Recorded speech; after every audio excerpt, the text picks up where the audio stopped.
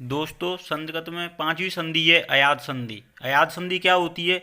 अयाद संधि होती है यदि पूर्व पद के अंत में ए औ ओ औ हो, यदि बाद में कोई भी असमान स्वर हो तो उसके स्थान पर क्रमशः ए का अय, ऐ का आय, ओ का अव और औ का आव हो जाता है। इधर देखिए एच प्रत्याहार में कौन कौन से वर्ड होते हैं? एच प्रत्याहार में होते हैं ए, ऐ, ओ, औ।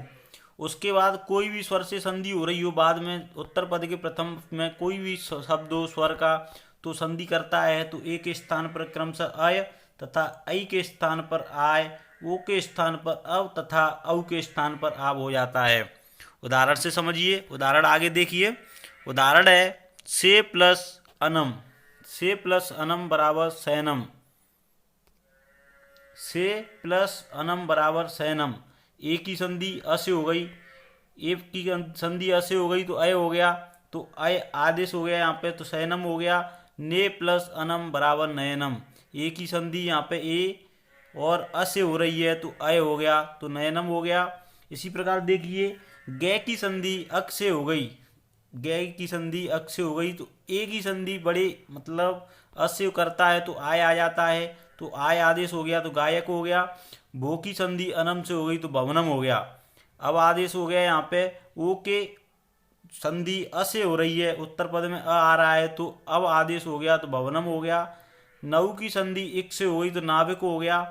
गुरु की संधि ए से हो गई तो गुरुवे हो गया। ओ की संधि कोई भी स्वर आ गया ए आ गया तो ए की संधि अ से हो रही है यहाँ तो अय हो जाता है। इसी प्रकार हरये हो गया ये। आगे देखिए ओ हो की संधि अनम से हो रही है, ओ की संधि यहाँ अस्वर आ रहा है तो हवनम हो गया। पो की संधि अनम से हो गई तो पवनम हो गया। पऊ की संधि अक से हो गई तो पावक हो गया। औ की अक से हो गई तो पावक हो गया। इसी प्रकार देखिए धऊ की संधि इक से हो ई से हो रहा है यहाँ पे देखिए धऊ प्लस इका यानी औ की संधि ई से हो रही है यहाँ पर तो धाविका हो जाएगी। आव हो गया तो धाविका हो गया। विधई प्लस अक बराबर विधायक हो गया। आगे देखिए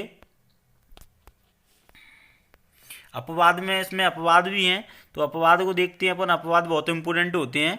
अपवाद में ओ की संधि य से हो रही है, यहाँ ओ की संधि गो प्लस यम बराबर गव्यम हो रहा है तो ओ की संधि य से हो गई तो यहाँ पे व्य आ रहा है तो गव्यम हो गया। ओ की संधि युति से हो गई तो गव्युति हो गया। गो की संधि अच्छ से हो गई तो गवाच्छ हो गया।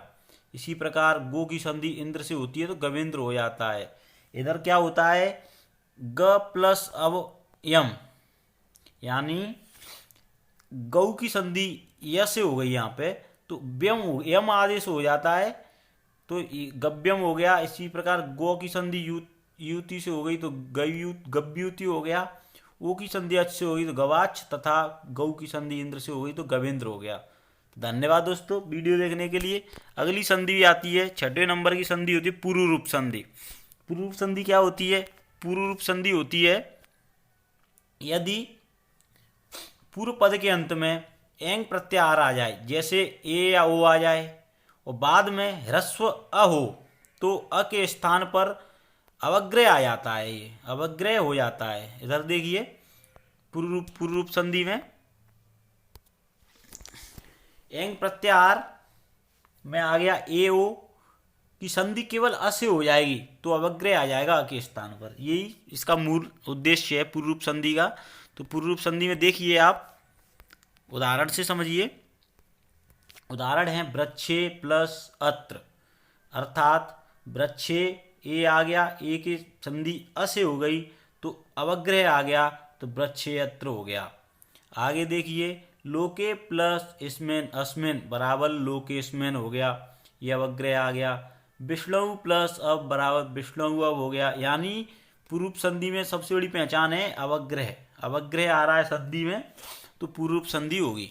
हरे प्लस अव बराबर हरे अव। गो प्लस अग्रम बराबर गो अग्रम। ते प्लस अत्र बराबर ते अत्र। कथने प्लस अपि बराबर कथने अपि। पूर्व संधि में सबसे बड़ी बात होती है अवग्रह। अवग्रह से अवग्रह संधि होके अवग्रह ही आता है। ऐसे ए की संधि है, अवग्रह अ से करेंगे तो अ के स्थान पर अपना अवग्रह आ जाता है। तो इसमें सबसे मूल पे शब्द यही है। अवग्रह संधि में देखा जाए पूर्व संधि हो गया। ए की संधि अगर अ से हो रही है तो अवग्रह हो गया संधि में। संधि विच्छेद करते समय अवग्रह दिया हुआ है तो अ कर दो। ये मूल इसके उदाहरण हैं। अब इसके बाद आती है अपनी पररूप संधि। पररूप संधि दोस्तों क्या होती है? पररूप संधि होती है यदि एंग पररूपम, इसका फॉर्मूला है एंग पररूपम, अर्थात उपसर्ग आएगा इससे पहले, उसके बाद अ आएगा तथा इसकी संधि होगी ए से या औ से। उपसर्ग आएगा, उपसर्ग के बाद तुरंत अ आएगा, उसके बाद ए या औ आ गया। क्रिया में जुड़े होते हैं ये क्रिया में जुड़े होते हैं। अकारांत वर्ण आते हैं ऐसे। देखिए इधर प्र क्या है? उपसर्ग है। प्र उपसर्ग है, इसमें अ आ रहा है बाद में। अ की संधि ए से हो रही है तो ए हो जाता है, प्रेजति हो गया। इधर देखिए दूसरा उदाहरण से समझिए आप। दूसरा उदाहरण है इसका, प्र प्लस एक स, प्र प्लस ए सक, अर्थात प्र में प्र उपसर्ग हो गया, इसमें अ है ही अपना, इसमें अ है तो ए से संधि हो रही है तो प्रेषक हो गया। प्र प्लस औषधि बराबर प्रोषति हो गया। उपसर्ग हो गया, प में अ आ रहा है, उप में संधि विच्छेद करेंगे, उप का अपन मतलब शब्द निकालेंगे, ओ हो गया, प में हलंत हो गया और अ पूरा हो गया। ऐसे होता है ये। तो इसमें अ आ गया। अ की संधि किससे हो रही है? ओ से हो रही है, ओ से संधि हो रही है तो उपोषति हो गया। इसी प्रकार अव प्लस एजते बराबर अवेजते हो गया। पूर्व संधि की परिभाषा आपने पढ़ी, समझाई थी मैंने और देख लीजिए। पूर्व संधि की परिभाषा होती है यदि पूर्व पद के अंत में उपसर्ग युक्त ह्रस्व आए और बाद में क्रिया में ए ओ जुड़ा हो तो पररूप संधि हो जाती है। इधर उदाहरण आपने सारे समझ ही लिए। उदाहरण के बाद इसके अपवाद भी होते हैं, अपवाद को देखते हैं अपन। अपवाद देखिए, पररूप संधि के अपवाद हैं। अपवाद पर ध्यान दीजिए। पतत प्लस अंजलि, पतत में त हलंत आ रहा है, लग रहा है मान लो हलंत आ गया, ये मतलब व्यंजन संधि में जा रहा है, आपको लग रहा होगा ऐसा, लेकिन ऐसा नहीं है। इसमें ये अपवाद की श्रेणी में आते हैं। पतत प्लस अंजलि बराबर पतंजलि हो गया। इसी प्रकार देखिए मनस, समय हलंत लगा हुआ है तो मतलब अ का कोई है ही नहीं इसमें। आपको लग रहा होगा कि साहब ये तो वहाँ में जा रहा है, व्यंजन संधि में जा रहा है, लेकिन ऐसा नहीं है। इसमें क्या है? मनस प्लस ईसा बराबर मनीषा हो गया। इसी प्रकार देखिए मार्त प्लस अंड बराबर मार्तंड हो गया। शक प्लस अंधु बराबर शकंदु हो गया। अब इसमें देखिए मार्त में, देखिए मार्त में तो अ आ रहा है, मार्त में अ आ रहा है, वो अंड से संधि हो रही है इसकी, तो मार्तंड हो गया। इसी प्रकार देखिए शक, शक में देखिए हलंत नहीं लगा हुआ है तो अ इसमें छिपा हुआ है, सव हो गया। क में हलंत लगा के ये अ निकल रहा है इसमें, तो अ की संधि अपनी अ से ही हो रही है तो क्या हो गया? सकंद हो गया, सकंदु हो गया। सार प्लस अंग, अर्थात सार में भी अ लगा हुआ है, अ की संधि यहाँ पे अ से हो गई तो सारंग हो गया। कर्क प्लस अंधु बराबर करकंधु हो गया। कुल प्लस अटा बराबर कुलटा हो गया। सीमन प्लस अंतः बराबर सीमंत हो गया। ये पररूप संधि के अपवाद थे, उदाहरण हैं। इनको बहुत इंपोर्टेंट की श्रेणी में आते हैं, कहीं ना कहीं यहाँ से प्रश्न पूछा जाता है। और आगे देखिए पररूप संधि के बाद अपन लगातार चलते हैं प्रकृति भाव संधि। 8वें नंबर की संधि है प्रकृति भाव संधि।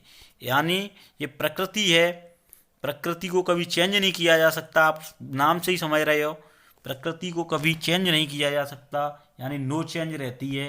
आप नाम से ही क्लियर है, इसका मतलब चेंज होगा ही नहीं, नो चेंज। उदाहरण से देखिए, यदि पूर्व पद के अंत में प्लुप्त अथवा प्रग्रह संगत शब्द हो तो बाद में किसी स्वर का मेल हो जाता है, तो इस स्थिति में कोई भी संधि कार्य नहीं होता है, उसे प्रकृति भाव संधि कहते हैं। प्लुप्त प्रग्रह अचे नित्यम, ये इसका संस्कृत फॉर्मूला मतलब संस्कृत की परिभाषा है, ये हिंदी अनुवाद है। आप उदाहरण से देखिए, ए ऊ की संधि, ई ए ऊ की संधि किसी भी स्वर से होगी तो संधि कार्य नहीं होता है, उसे ही अपन प्रकृति भाव संधि कहते हैं। उदाहरण से समझते हैं। उदाहरण देखिए, उदाहरण है रामा। रामा में ऊपर लगा हुआ है तो ऐसे पढ़ेंगे इसको, रामा प्लस आगच्छ। इसको अपन संधि जोड़ेंगे, जैसा का तैसा लिख देंगे, नो चेंज करके, तो रामागच्छ ऐसे पढ़ेंगे इसको। आगे देखिए, अमी प्लस ईसा बराबर अमीसा, कवि प्लस एतऊ बराबर कविएतऊ, लते प्लस इमे बराबर लतेमे, गंगे प्लस बराबर गंगेयम, यानी इसकी ध्वनि ज़्यादा निकलती है। विष्णु प्लस एतो बराबर विष्णु एतो।